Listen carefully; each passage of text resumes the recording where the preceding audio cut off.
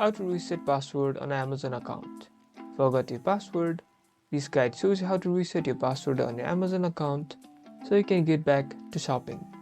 First, open the Amazon Shopping app and tap on the Sign In button. On the Sign In screen, you'll see a Forgot Password link. Tap on it to start the password reset process.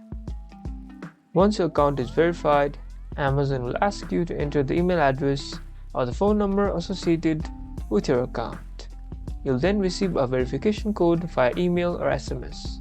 You'll need to enter this code to verify your account. Once your account is verified, you can create a new password. It's important to choose a strong and unique password that you have not used before. Once you've created a new password, tap on Save Changes or save it. You can now log into your account with a new password.